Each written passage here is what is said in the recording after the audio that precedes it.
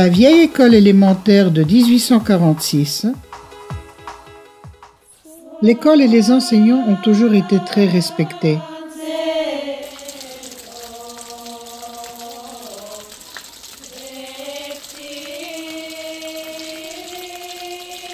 À l'époque de la Renaissance, la priorité numéro 1 était la création d'écoles où les enfants puissent apprendre leur langue maternelle et sauvegarder leur identité bulgare face aux influences turques et grecques. Parce qu'il faut que le peuple ait son alphabet et sa culture pour lutter pour sa liberté et son autonomie.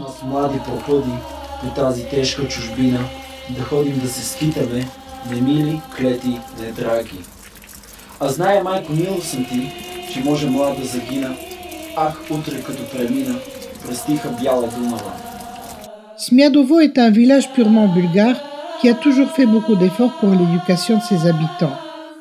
Au début du 19e siècle, il n'avait pas encore son école, ce qui obligeait les gens à envoyer leurs enfants à Riche suivre des cours de bulgare chez le grammairien Velio.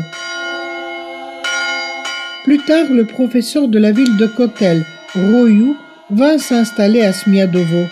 Il rassemblait les élèves dans une maison délabrée et leur apprenait à lire et à écrire, mais aussi à respecter strictement la discipline.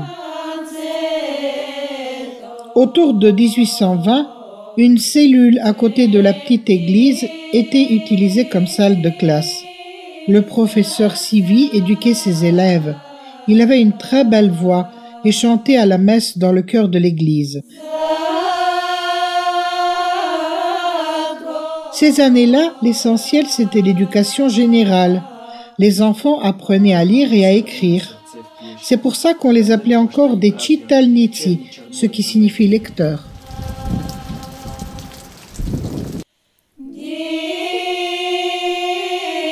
On estime que le fondateur de la première véritable école élémentaire à Smyadovo, c'est le pope Gheorghi. Les écrits d'Ilya Blaskov nous apprennent qu'il devait avoir environ 80 ans lorsqu'il est venu de Riche où il enseignait aux enfants.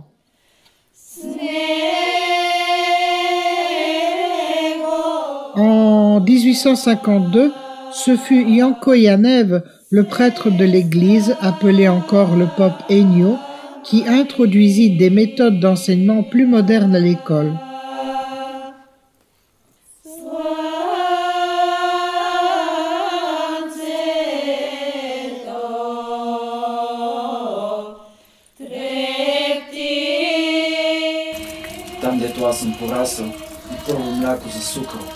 La guerre de Crimée de 1853 suspendit les activités de l'école, mais tout de suite après, elle rouvrit ses portes aux élèves.